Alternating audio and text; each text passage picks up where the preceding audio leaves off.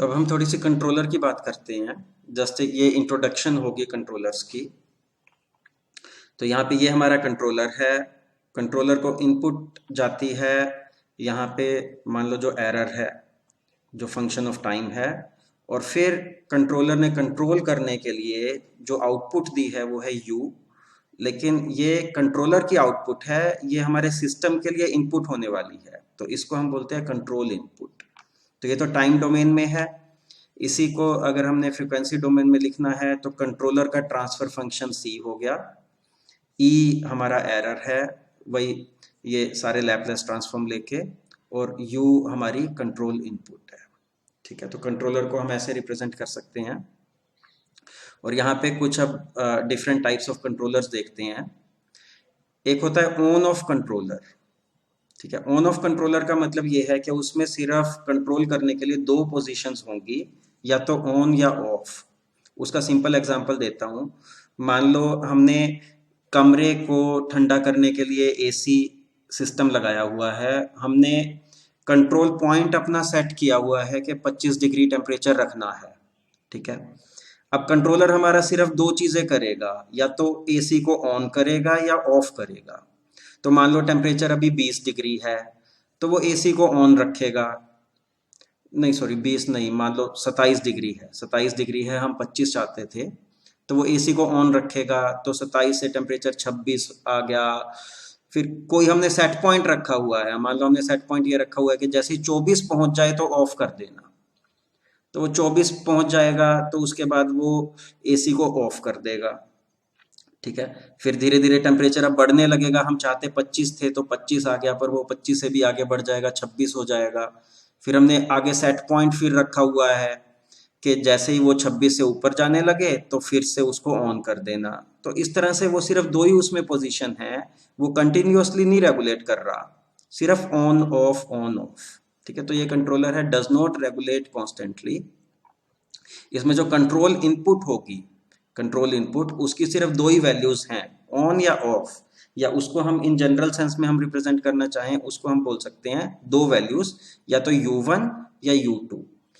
और अगर एरर एक स्पेसिफाइड वैल्यू E1 उससे कम है, तो वो उसको उसकी जो कंट्रोलर है, कंट्रोल इनपुट को U1 वैल्यू दे देगा, उससे ज्यादा हो गया तो U2। ठीक है, तो सिंपल ऑन ऑफ कंट्रोलर। अच्छा, दूसरा कंट्रोलर प्रोपोर्शनल कंट्रोलर, इसके लिए हम सिंबल P लिख देते हैं। और ये है, नाम से ही पता लग रहा है, जो हमारी कंट्रोल इनपुट होगी U, वो हमारे एरर के प्रोपोर्शनल होगी। तो U is proportional to E। और यहाँ पे हम एक कंट्रोलर का एक पैरामीटर डाल दिया KP, जिसको बोल दिया, उसको बोलते हैं प्रोपोर्शनल गेन। ठीक है, तो ये रिप्रेजेंट कर रहा है हमारे प्रोपोर्शनल कंट्रोलर को। अब इसका अगर हम लैपलेस ट्रांसफॉर्म लें तो सिंपल है, U का U हो जाएगा, KP तो कांस्टेंट है, E का लैपलेस ट्रांसफॉर्म E हो जाएगा। अब इस बेसिस पे हमें पता लग गया कि प्रोपोर्शनल कंट्रोलर का जो ट्रांसफर फंक्शन है वो सिर्फ KP है, क्योंकि हमने कंट्रोलर को ऐसे रिप्रेजेंट किया है। ऊपर अगर देखो EUC, ठीक है, तो EC इक्वल्स U। ठीक है, तो C हमारा KP आ गया, ये उस कंट्रोलर का ट्रांसफर फंक्शन है। ये जो प्रोपोर्शनल कंट्रोलर है ये सिंपल है। जनरली जब डिज़ाइन करते हैं तो ट्राई करते हैं, पहला एज फर्स्ट कंट्रोलर हमने किसी सिस्टम को स्टेबलाइज करना है, तो ट्राई करते हैं पहले प्रोपोर्शनल कंट्रोलर। ठीक है, लेकिन ये controller may not remove steady state error for certain systems, क्योंकि हम जनरली चाहते हैं स्टेडी स्टेट एरर भी सिस्टम का रिमूव हो या मिनिमाइज हो, तो it may not remove for certain systems. इसके बारे में हम बाद में और डिटेल में बात करेंगे। फिर हो गया इंटीग्रल कंट्रोलर आई। ठीक है, तो जैसा नाम बता रहा है यहाँ पे, हमारी जो कंट्रोल इनपुट होगी U, वो प्रोपोर्शनल है टू इंटीग्रल ऑफ एरर। तो यहाँ पे अगर ये प्लॉट देखो, हमारा एरर E विद टाइम, मान लो एरर डिक्रीज हो रहा है तो कुछ इस तरह की कर्व है। ठीक है, तो ये कंट्रोल अब इस तरह से है, इसको इंटीग्रेट करें, एरर को इंटीग्रेट करें from time 0 to time T। और यहाँ पे एक कंट्रोलर का पैरामीटर एक लगा दिया के आई। ठीक है, तो control input is proportional to integral of error, तो ये इंटीग्रल कंट्रोलर हो गया। और के आई को बोलते हैं इंटीग्रल गेन।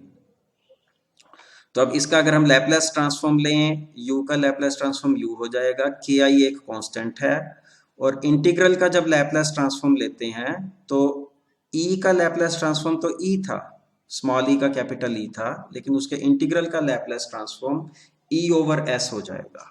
ठीक है, तो अब हमारा कंट्रोलर का ट्रांसफर फंक्शन c क्या आ गया, के आई ओवर s। ठीक है, के आई ओवर s आ गया। तो अब यहाँ पे अगर हम इसको देखें कंट्रोलर के ट्रांसफर फंक्शन को, तो कुछ एक चीजें हम इमीडिएटली नोट कर सकते हैं। एक तो है it introduces open loop pole at origin, क्योंकि यहाँ पे 1/s आ गया है, और पीछे मैंने टर्मिनोलॉजी जो इंट्रोड्यूस की थी, हमारा जो ओपन लूप ट्रांसफर फंक्शन है, ओपन लूप ट्रांसफर फंक्शन है GH। तो और G में G होता है CP, तो कंट्रोलर में 1/s आ गया, तो आप देख सकते हो उसने एक ओपन लूप पोल इंट्रोड्यूस कर दिया है ओरिजिन पे। तो उसकी कुछ इम्प्लीकेशंस हो सकती हैं, आप हमें देखनी पड़ेंगी। ये जो कंट्रोलर है, it can lead to zero steady state error. ठीक है, इसके बारे में हम बाद में देखेंगे। इसके साथ एक जो प्रॉब्लम हो सकती है, it can lead to actuator saturation. It can lead to actuator saturation. उसका मतलब क्या है, वो ये है, देखो अब इस प्लॉट पे हम देख सकते हैं हमारा एरर विद टाइम डिक्रीज कर रहा है। ठीक है, एरर डिक्रीज कर रहा है, लेकिन ये जो इंटीग्रल ऑफ एरर है, इंटीग्रल ऑफ एरर तो इंक्रीज करेगा, क्योंकि वो इस कर्व का एरिया है। तो हमारा जो कंट्रोलर है वो कंट्रोल इनपुट को बढ़ाता ही रहेगा। एरर तो कम हो रहा है, लेकिन हमारी कंट्रोल इनपुट बढ़ी जा रही है, और हो सकता है ये कंट्रोल इनपुट इतनी बढ़ा दे कि एक्चुएटर सैचुरेट हो जाए, उतनी इनपुट एक्चुएटर हैंडल नहीं कर सकता। ठीक है, तो वो उसका सैचुरेशन हो जाएगा। तो that is possible in this controller. Actuator saturation मैंने यहाँ पे लिख भी दिया है कि कंट्रोल इनपुट में बिकम हाई, क्योंकि इंटीग्रेशन के कारण, and it can exceed actuator limit. ठीक है, तो ये इंटीग्रल कंट्रोलर हो गया। इसी तरह से डेरिवेटिव कंट्रोलर, नाम से ही पता लग रहा है, इसमें जो कंट्रोल इनपुट होगी वो होगी proportional to derivative of error, DE/DT। और यहाँ पे एक कंट्रोलर का पैरामीटर लगा दिया KD, उसको हम बोलते हैं डेरिवेटिव गेन। अब इसका लैपलेस ट्रांसफॉर्म लेंगे तो u का u हो गया KD। अब डेरिवेटिव का लैपलेस ट्रांसफॉर्म आपको पता है s मल्टीप्लाई हो जाएगा, s टाइम्स e। तो हमारा कंट्रोलर का ट्रांसफर फंक्शन हो गया KDS। ठीक है, KDS ये हो गया। तो इसके बारे में कुछ पॉइंट हम इमीडिएटली नोट कर सकते हैं डेरिवेटिव कंट्रोलर के। पहला है, it won't work if error reaches non zero steady state value. ठीक है, सिस्टम में एरर है, लेकिन वो स्टेडी स्टेट वैल्यू पहुंच गया है, वो वैल्यू विद टाइम चेंज नहीं हो रही, तो हमारा DE/DT तो जीरो हो जाएगा उस केस में। तो फिर कंट्रोल इनपुट होगी नहीं, तो ये वर्क नहीं करेगा अगर error non zero steady state value जा रहा है। ठीक है, अच्छा, एक इसके साथ प्रॉब्लम है, it amplifies noise in controlling. अब देखो यहाँ पे इस प्लॉट में हम देख सकते हैं कि जो एरर विद टाइम है, मान लो वो इस तरह की कर्व है, कुछ ओसिलेटिंग कर्व है, एरर विद टाइम जनरली इस तरह का होगा, और उसके ऊपर नॉइज के कारण ये एक हाई फ्रीक्वेंसी लेकिन उसका एम्पलीट्यूड स्मॉल है, इस तरह की वेव उसके ऊपर सुपर इम्पोज्ड है। ठीक है, क्योंकि नॉइज होती है सिस्टम में कुछ। तो हमारा एरर विद टाइम ये कर्व है। अब अगर हम इसका डेरिवेटिव लें DE/DT, तो आप देख के ही समझ सकते हो कि डेरिवेटिव में यहाँ पे डेरिवेटिव बहुत ज़्यादा हो जाएगा, फिर बहुत कम हो जाएगा, फिर बहुत ज़्यादा हो जाएगा अपोजिट डायरेक्शन में। तो इस तरह से बहुत ज़्यादा इस नॉइज की एम्प्लीफिकेशन हो जाएगी। ठीक है, और DE/DT की वैल्यू ऊपर नीचे जाएगी, और बहुत ज़्यादा ऊपर नीचे जाएगी, उससे एक्चुएटर का भी सैचुरेशन हो जाएगा।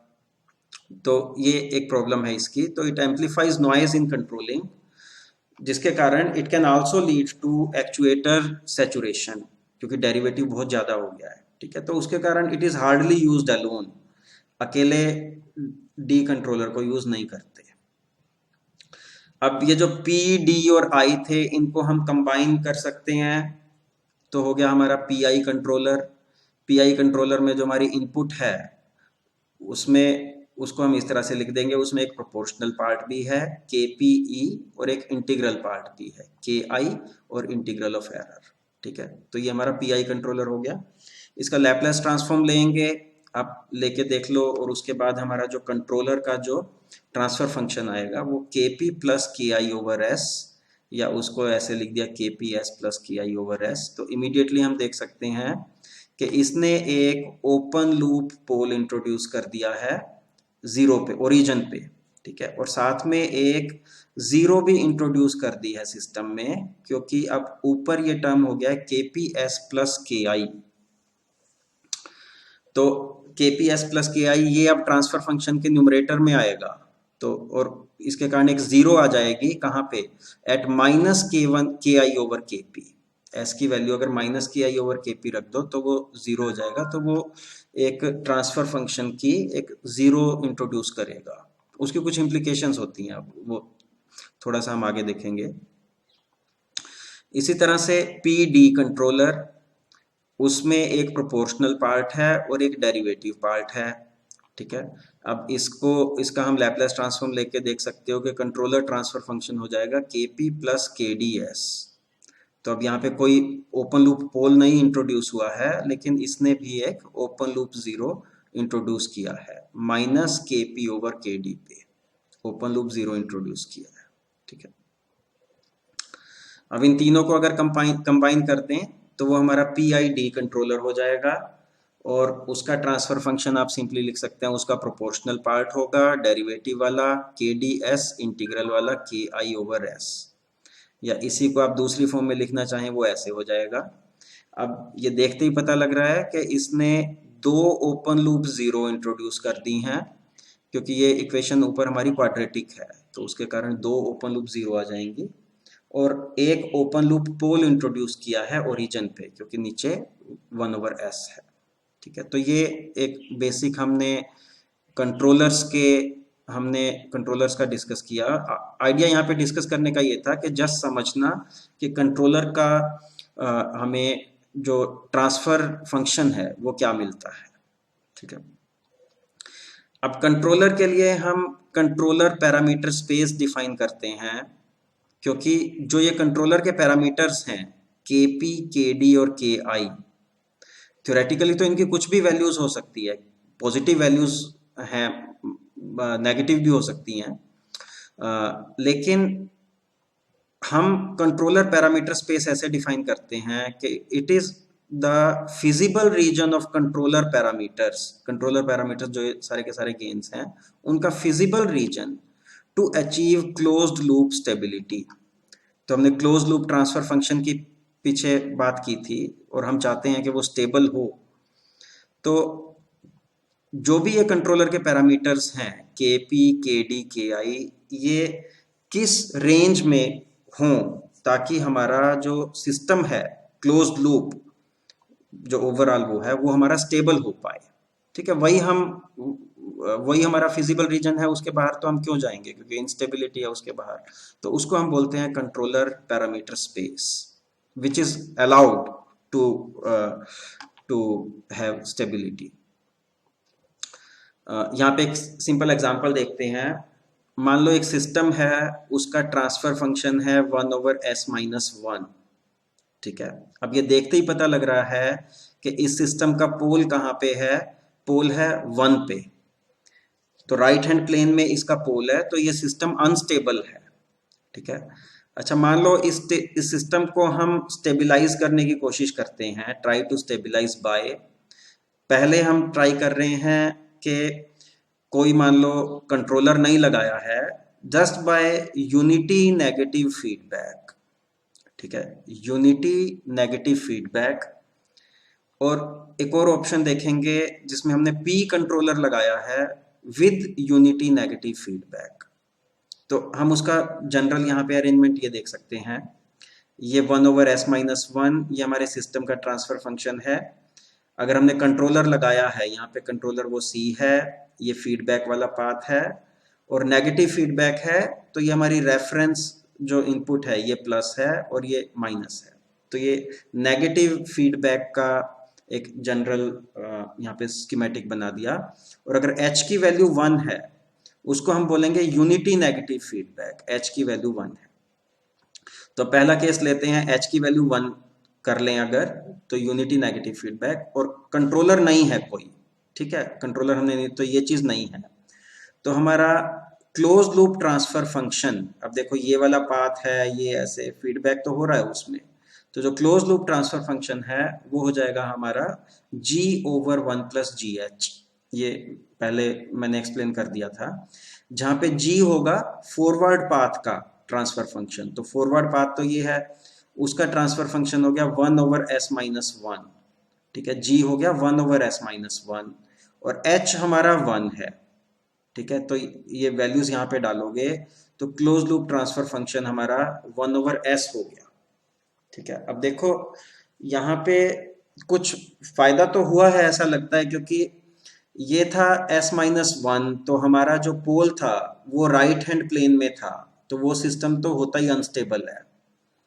अब ऐसा करके ये 1/s हो गया है, अब हमारा पोल ओरिजिन पे है और वो रिपीटेड पोल नहीं है, तो ये जो सिस्टम है ये क्रिटिकली स्टेबल है, क्रिटिकली स्टेबल, या हम उसको जस्ट अनस्टेबल काउंट कर लेते हैं, because for some inputs it will be unstable.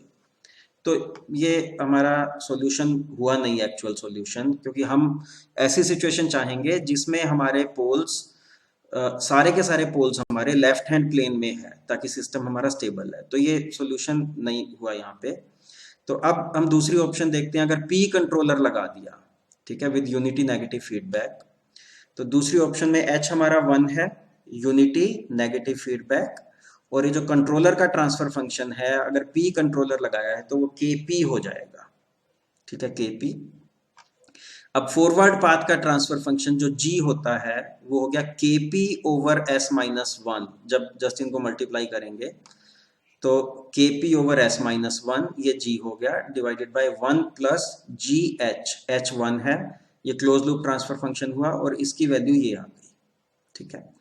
अब स्टेबिलिटी के लिए हम चाहते हैं पोल हमारा लेफ्ट हैंड प्लेन में होना चाहिए, इसका पोल कहाँ पे है, इसका पोल है 1 - KP पे, जहां पे ये 0 हो जाएगा, s = 1 - KP, वो इसका पोल है, तो 1 - KP should be less than 0, ताकि पोल इसका लेफ्ट हैंड प्लेन में है, तो इससे हमें मिल गया KP > 1, ठीक है। तो थ्योरेटिकली तो KP की कुछ भी वैल्यू हो सकती थी, लेकिन स्टेबिलिटी पॉइंट ऑफ व्यू से हमने देखा और ये निकला कि KP > 1 ही फिजिबल है from stability point of view, तो हम बोलेंगे कंट्रोलर पैरामीटर स्पेस यहाँ पे हो गया है KP > 1, ठीक है, ये हमारा कंट्रोलर पैरामीटर स्पेस है स्टेबिलिटी के हिसाब से। अगर हम सिस्टम की परफॉर्मेंस भी इंक्लूड करें, उसके बारे में अभी हमने बात नहीं की है, तो इसका जो पैरामीटर स्पेस है वो और श्रिंक हो जाएगा, ठीक है। इसी तरह से और हमने मान लो PD कंट्रोलर लगाएं, PD, तो उसमें दो पैरामीटर्स होंगे KP KD, और हम एक 2 डायमेंशनल प्लॉट बना सकते हैं, जैसे XY प्लॉट होता है, 2 डायमेंशनल प्लॉट XY की तरह, और उसमें कुछ रीजन होगा that is allowed from KP and KD can be in that region to give stability, तो वो रीजन हमारा कंट्रोलर पैरामीटर स्पेस होगा, ठीक है। अब थोड़ा सा और एक बेसिक पॉइंट डिस्कस करते हैं, इफेक्ट ऑफ एडिशनल पोल्स, ठीक है। और यहाँ पे 2 एग्जांपल हम देखते हैं।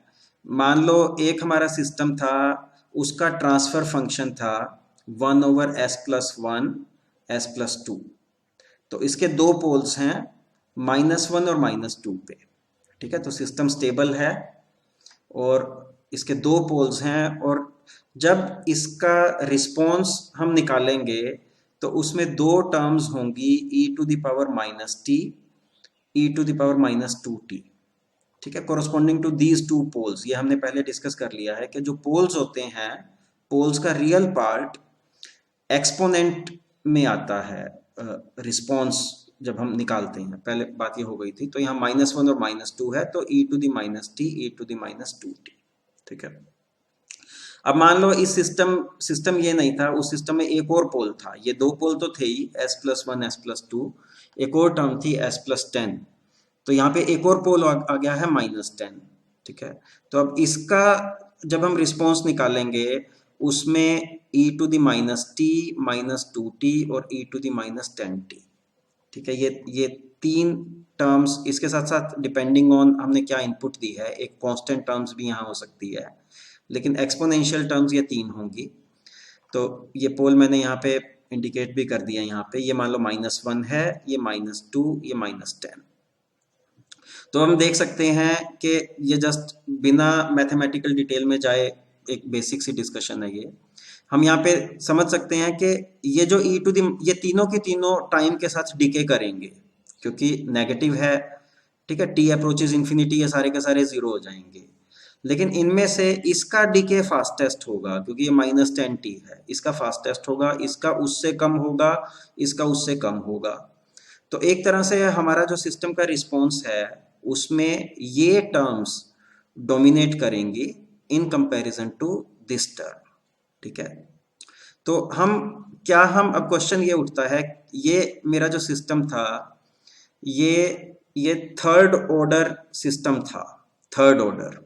ठीक है, क्योंकि इसके ये देखो, ये नीचे पोलिनोमियल, ये क्यूबिक ही बनेगा, इसके 3 पोल्स हैं, तो ये थर्ड ऑर्डर सिस्टम था।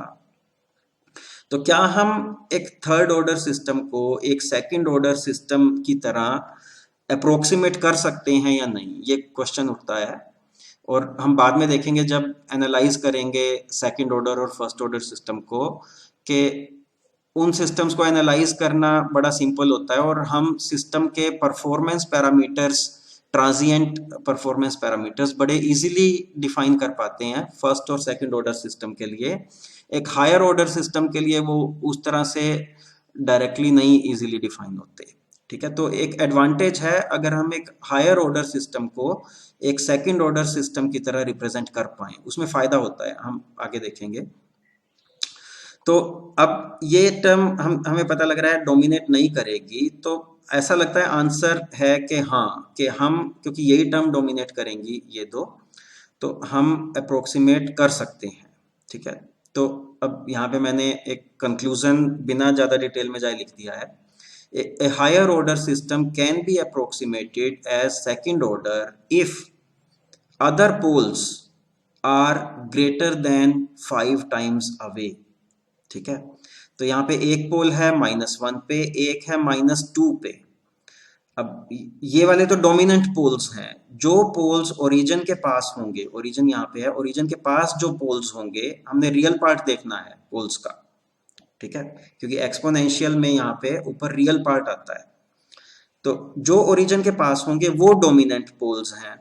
और अगर डोमिनेंट पोल्स तो ये दो हो गए ओरिजिन के पास आए, इसके अलावा जो बाकी पोल्स हैं अगर ये ग्रेटर देन 5 टाइम्स अवे हैं, तो ये पोल -2 पे था मान लो, तो 5 टाइम्स हो गया उसका -10 या उससे आगे हैं, तो उसका जो उस टर्म की डोमिनेंस बिल्कुल नेग्लिजिबल हो जाती है और हम सिस्टम को सेकंड ऑर्डर सिस्टम की तरह अप्रोक्सीमेट कर सकते हैं। ये वाला पोल जितना पास होगा, यहाँ आएगा, यहाँ आएगा, यहाँ आएगा, इस पोल की वैल्यू उतनी बढ़ती जाएगी। और मान लो वो पोल यहाँ होता और उसके बाद भी हम सिस्टम को अगर सेकंड ऑर्डर सिस्टम अप्रोक्सीमेट करते तो उस अप्रोक्सीमेशन में एरर ज़्यादा होता। ठीक है, तो ये एक बेसिक पॉइंट था, हायर ऑर्डर सिस्टम को सेकंड ऑर्डर की तरह अप्रोक्सीमेट कब कर सकते हैं। अब एक और चीज़ देखते हैं ट्रांसफर फंक्शन में इफेक्ट ऑफ ज़ीरो। और यहाँ पे मैं दो ट्रांसफर फंक्शन को कंपेयर कर रहा हूँ, एक है 1/s+1 s+10। इस ट्रांसफर फंक्शन की कोई जीरो नहीं है, इसके दो पोल्स हैं -1 और -10 पे। और दूसरा ट्रांसफर फंक्शन है s+2/s+1 s+10, इसके भी पोल सेम है, लेकिन अब हमने एक जीरो इंट्रोड्यूस कर दी है -2 पे, ठीक है, -2 पे 0 है। और मान लो हमने यूनिट स्टेप इनपुट दिया, तो इनपुट का लैपलेस ट्रांसफॉर्म हो जाएगा 1/s, इधर भी यूनिट स्टेप इनपुट दिया, उसके बाद इसके पार्शियल फ्रैक्शन एक्सपेंशन करके दोनों तरफ सॉल्यूशन निकालोगे तो सॉल्यूशन ये आएंगे। यहाँ पे देखो, अब ये हमें पहले से ही पता था कि एक टर्म e⁻t वाली आएगी, एक e⁻10t आएगी, क्योंकि पोल्स -1 और -10 पे थे। सेम चीज यहाँ पे होगी। उसके साथ साथ क्योंकि हमने यूनिट स्टेप इनपुट दिया था, तो उसके कोरस्पॉन्डिंग यहाँ पे एक कांस्टेंट टर्म आ रही है। लेकिन अगर हम दोनों रिस्पॉन्स को कंपेयर करें, देखो तो फॉर्म ऑफ रिस्पॉन्स तो सेम है, एक कांस्टेंट टर्म, फिर e⁻t e⁻10t, इधर भी एक constant term e⁻t e⁻10t। Form of response same है, क्योंकि जो फॉर्म ऑफ रिस्पॉन्स है वो हमारी डिपेंड करती है पोल्स पे, और दोनों के पोल सेम थे, ठीक है। तो फॉर्म ऑफ रिस्पॉन्स सेम है, लेकिन जो टर्म्स के कोफिशिएंट्स होंगे वो अलग अलग हैं। यहाँ 1/10 1/5, इधर ये 1/9 1/9 है, ये 1/90, ये 8/90 है इधर, ठीक है।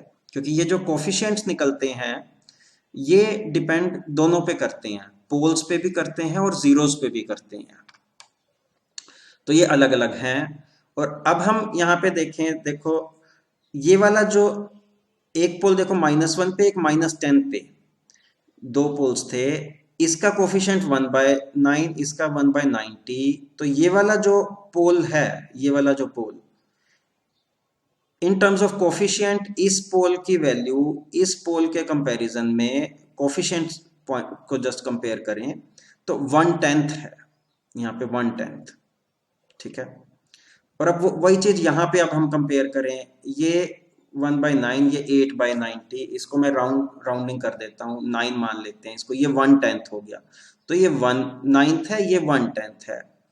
तो यहाँ पे तो इसकी वैल्यू बहुत ज्यादा थी, इसकी वैल्यू कम थी। अब यहाँ पे इन दोनों की वैल्यू कंपेरेबल सी हो गई है, ठीक है, कंपेरेबल हो गई है। तो इफेक्ट ऑफ जीरो क्या हुआ, मैंने यहाँ पे लिखा है 0 at -2 diminished the importance of pole at -1, ठीक है। इफेक्ट ऑफ जीरो ये हुआ है, उसने उस पोल की इंपॉर्टेंस को डिमिनिश कर दिया। तो अब ये जस्ट एक एग्जांपल था, इसको हम मैथमेटिकल डिटेल में जा सकते हैं, मैं जाना नहीं चाहता। सिर्फ मैं यहाँ पे एक जो कंक्लूजन ये निकलता है, मैंने यहाँ लिखा है, closer the zero is to the dominant pole, greater will be its effect on response, ठीक है।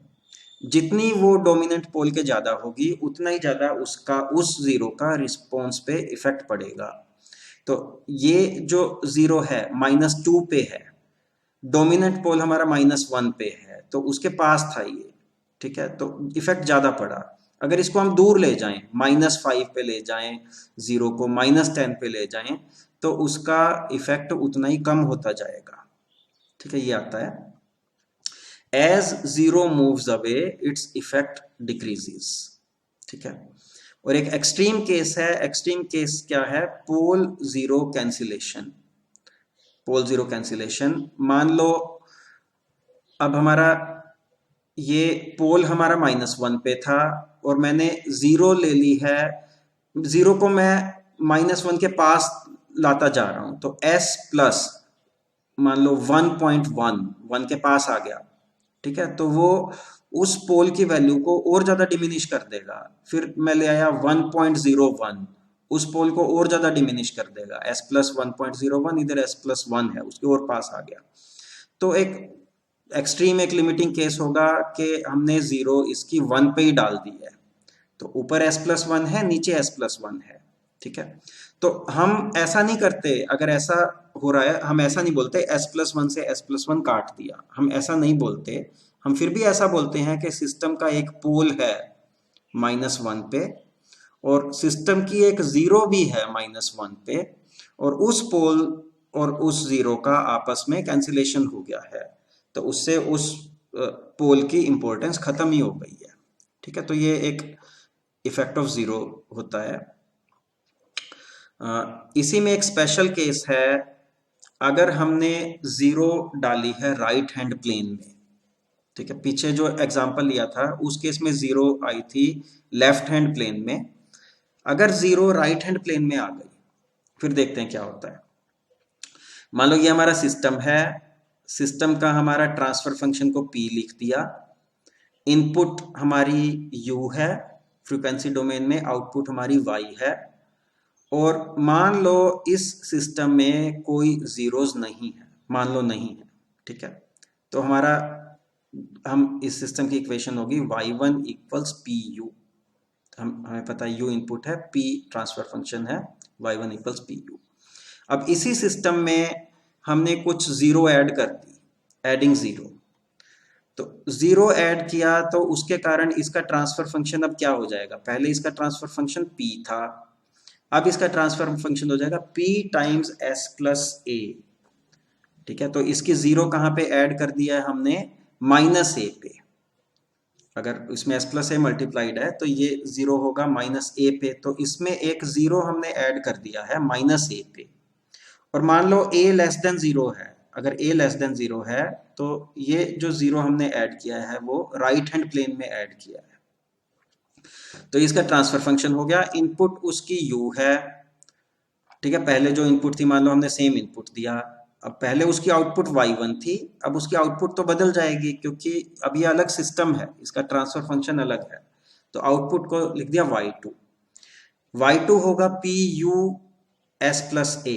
P S plus A times you, उसको ऐसे लिख दिया, अब इसको जस्ट मल्टीप्लाई कर दिया, P U S plus P U A, अब पी यू है हमारा y1 जो उसी इनपुट के लिए इस सिस्टम की आउटपुट होता जिसमें जीरो नहीं थे, ठीक है, तो पी यू की जगह लिख दिया y1 s हो गया, ये पी यू ये हो गया y1 a, और अब इसका इनवर्स लैपलेस ट्रांसफॉर्म ले लें, अगर y2 का इनवर्स लैपलेस ट्रांसफॉर्म हो गया y2, y1s इसका इनवर्स लैपलेस ट्रांसफॉर्म लेंगे वो हो जाएगा y1 डैश, ठीक है, डेरिवेटिव में, और a कांस्टेंट है, y1 का इनवर्स लैपलेस हो जाएगा a y1, ठीक है, तो देखो हमारा जो ओरिजिनल सिस्टम था उसका तो रिस्पॉन्स था y1, और अब जीरो ऐड करने के बाद जो सिस्टम है उसका रिस्पॉन्स हो गया a y1, तो पहली बात तो y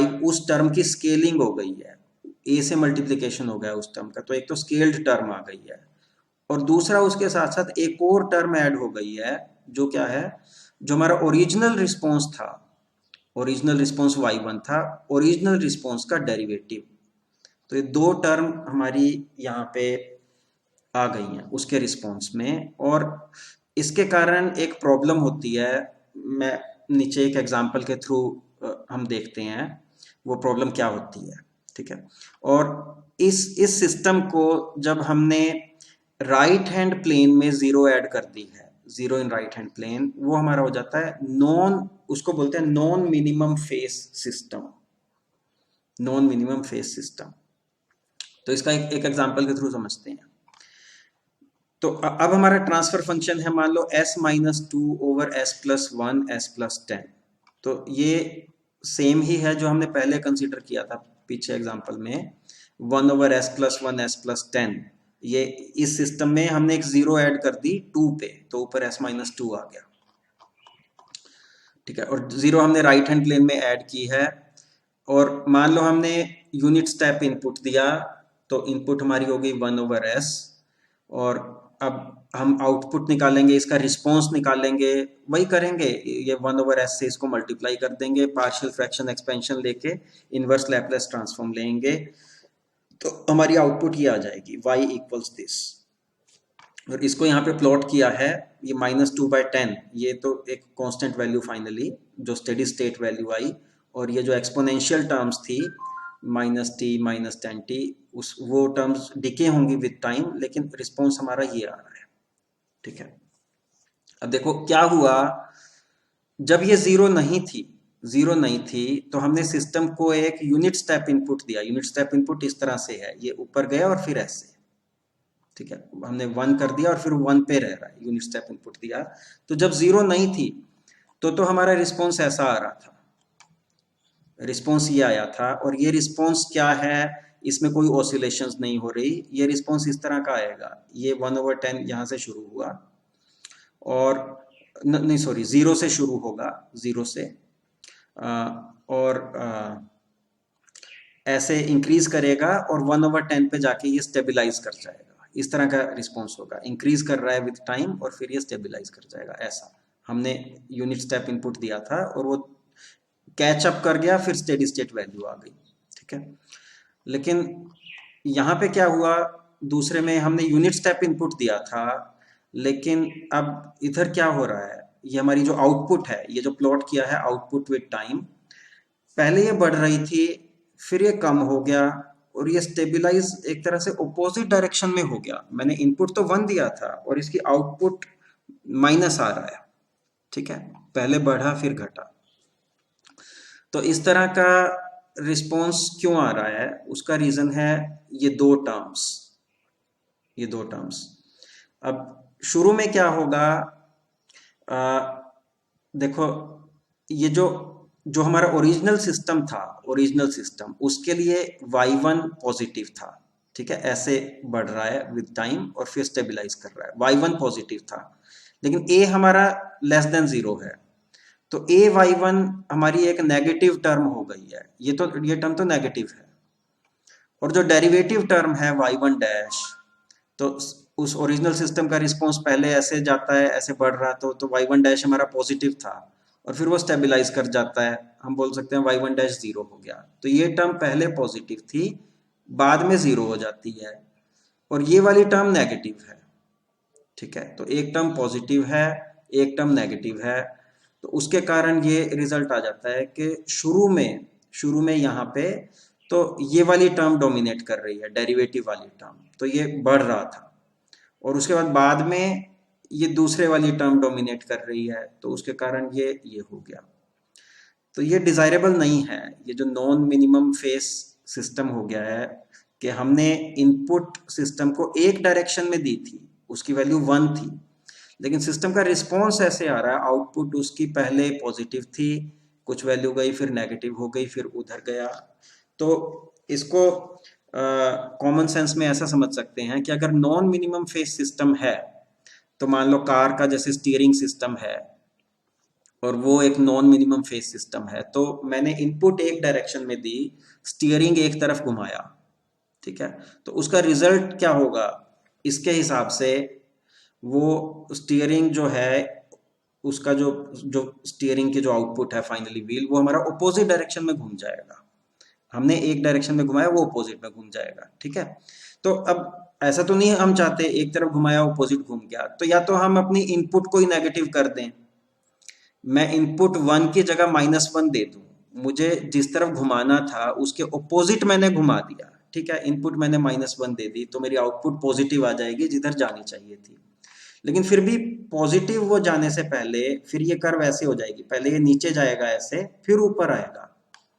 तो मैंने घुमाया तो उसको राइट टर्न के लिए था, पर राइट टर्न घूमने से पहले उसने थोड़ा सा लेफ्ट टर्न लिया, पहले लेफ्ट में चला गया थोड़ा सा, फिर वो राइट में गया, तो ये उसकी कुछ इम्प्लीकेशन है। तो जीरो का इफेक्ट के बारे में हमने यहाँ पे एक बेसिक सी बात की। तो मैं थोड़ा सा ये टॉपिक कंक्लूड करना चाहूँगा। तो हमने देखा कि हम एक लीनियर टाइम इनवेरिएंट जो हमारा डायनेमिक सिस्टम है, उसको हमने एक ordinary differential equation with constant coefficients represent कर दिया, और उसका हम लैपलेस ट्रांसफॉर्म लेके इनिशियल कंडीशन को जीरो करके हम उसका उस सिस्टम का एक ट्रांसफर फंक्शन डिफाइन कर देते हैं। और हमारे पास एक जस्ट सिस्टम ही नहीं, हमने उसमें फीडबैक भी लगा दिया, कंट्रोलर भी लगा दिया, तो वो सारी चीजें करने के बाद भी हम एक उस ओवरऑल सिस्टम का जो जिसे हम बोलेंगे क्लोज लूप ट्रांसफर फंक्शन, वो भी डिफाइन कर सकते हैं, और वो हमने देख लिया। ठीक है, और उस ट्रांसफर फंक्शन में वो सिस्टम कैसा रिस्पॉन्ड करेगा, वो इंफॉर्मेशन है। पर्टिकुलरली ट्रांसफर फंक्शन के पोल्स और जीरोस इंपॉर्टेंट हैं। जो पोल्स हैं वो डिटरमिन करते हैं कि हमारे रिस्पॉन्स की फॉर्म क्या होगी। फॉर्म क्या होगी कि उसमें e to the minus t आएगा, e to the minus 10t आएगा, या उसमें cos 2t आएगा, मतलब ऑसिलेशंस वाली भी एक टर्म होगी। ये हमारे ट्रांसफर फंक्शन के पोल्स ये डिटरमिन करते हैं, ठीक है। जीरो का उसमें रोल नहीं है। जीरोस जो हैं वो हमारे पोल्स की इंपॉर्टेंस को डिमिनिश कर सकते हैं। अगर जीरो डोमिनेंट पोल के पास है तो उसकी इंपॉर्टेंस को डिमिनिश कर सकता है, ठीक है, वो हमने देखा। जीरो अगर राइट हैंड प्लेन में है तो उसका एक इफेक्ट हो जाता है, जो ये देखा।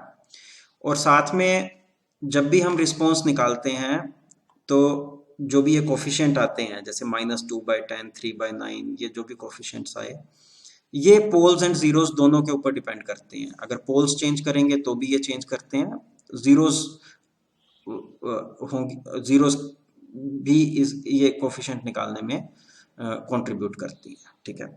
तो ये जो ट्रांसफर फंक्शन वाली जो अप्रोच है बड़ी सिंपल है, और हमें ये सारा पोल्स एंड जीरोस इस तरह की सारी चीजें देखो ट्रांसफर फंक्शन में निकल के आ जाती हैं।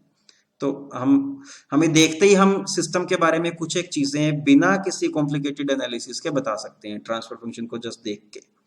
लेकिन एक जो यहाँ पे एक असम्पशन थी कि इनिशियल कंडीशन हम जीरो लेते हैं, अब उसके फेवर में आर्गुमेंट ये है कि अगर इनिशियल कंडीशन नॉन जीरो हो भी तो भी सिस्टम का response up to certain time तो उस नॉन जीरो इनिशियल कंडीशन पर डिपेंड करेगा, लेकिन जो उसका स्टेडी स्टेट रिस्पॉन्स होगा आगे जाके वो नॉन जीरो इनिशियल कंडीशन पर डिपेंड नहीं करेगा।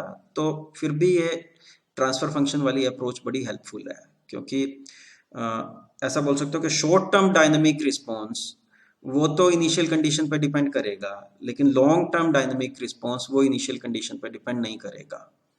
तो ये एक बड़ी अच्छी अप्रोच है, ठीक है। तो यहाँ पे रुकते हैं।